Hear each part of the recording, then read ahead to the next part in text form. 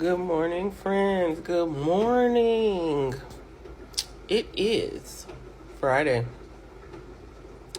Yes, we've made it to another Friday, and listen, yet again, it seems like the month has just proceeded to come and go so quickly because next week is the last week of September, and there is much work to be done. And people will say, don't be a procrastinator, yada, yada, blah, blah, blah. But look, do what works for you.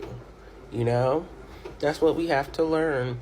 It's important and, it's necessary to hear, heed, and hold. And then you can have. But everything is not for everyone. So you've got to learn to sift. Take hold of what is for you, and everything else, you just let it go. Yeah, I'm here for a couple reasons. First and foremost, September has been always a loaded month because so many birthdays in my family, even though many of these people have gone on to glory, and but I'm just grateful for them and for being a part of their lineage. This year, this month in particular, has been pretty heavy, as my family has experienced quite a few losses, quite a few transitions, ancestors just making their presence known.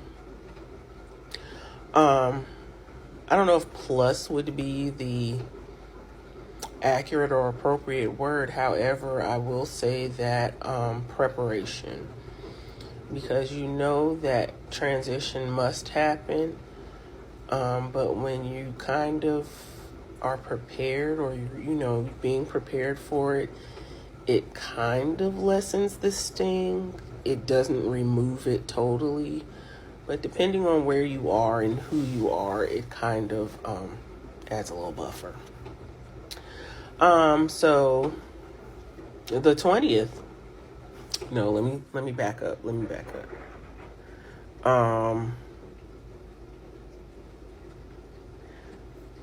get my days together.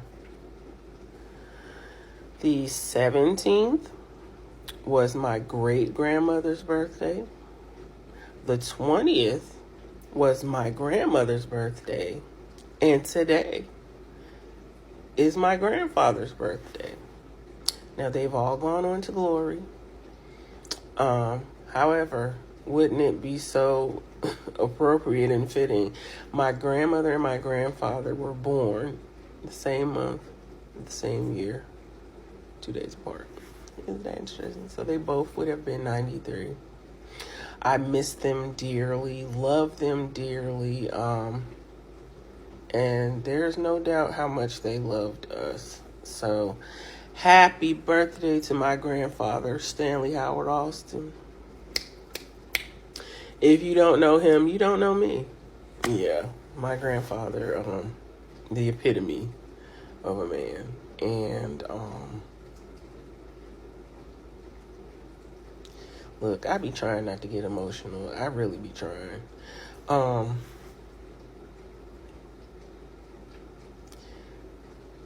If I were to take everything that a man has said to me about me, or how a man has treated me,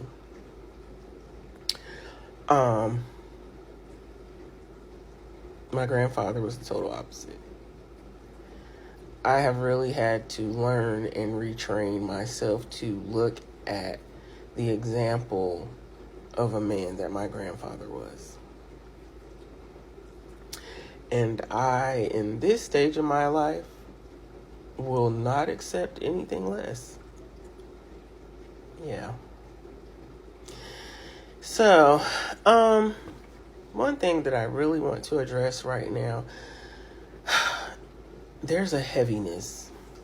So many people are passing away, and the number of suicides that are occurring, especially on college campuses, the number of drug overdoses, fentanyl deaths, and it's kind of like, it's not like these things are new, because these things have been happening. I think that, and I believe that since 2020, since COVID, since the pandemic, many of us are now just more aware and more enlightened. And once you become aware, you can't become unaware. I've always been a feeler. I've always been an empath. So many things I've always known. Just now, they're just so, that awareness is so heightened. And because I know what that is and I know how that feels, so many people feel like they don't have a safe space because, look, social media is the epitome of judgment. It's the pits of hell of judgment. We all have an opinion. We just all have so much, but what we don't seem to have is,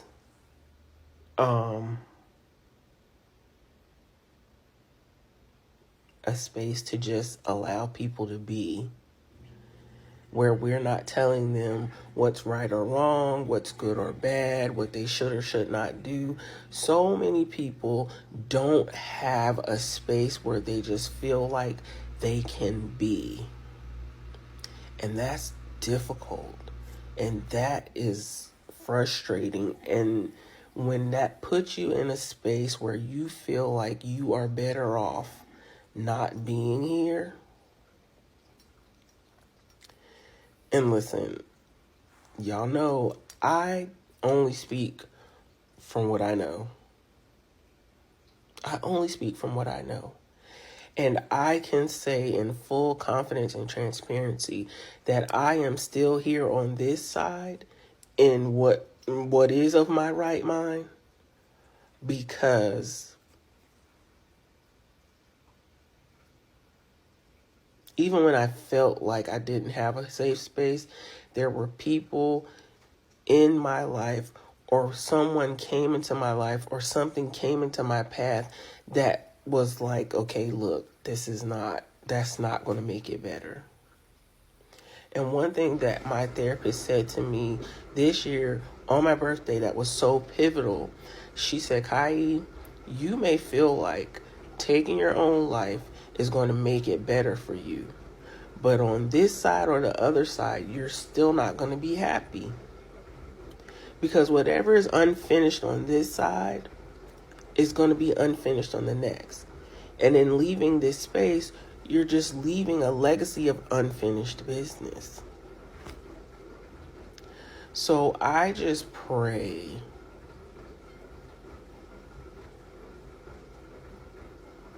that everybody can find a safe space.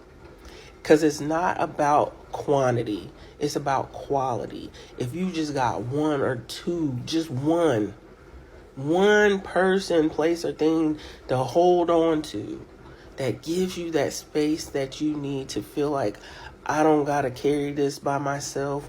I don't have to wear this mask. I don't have to be this super person. I don't got to put on this front.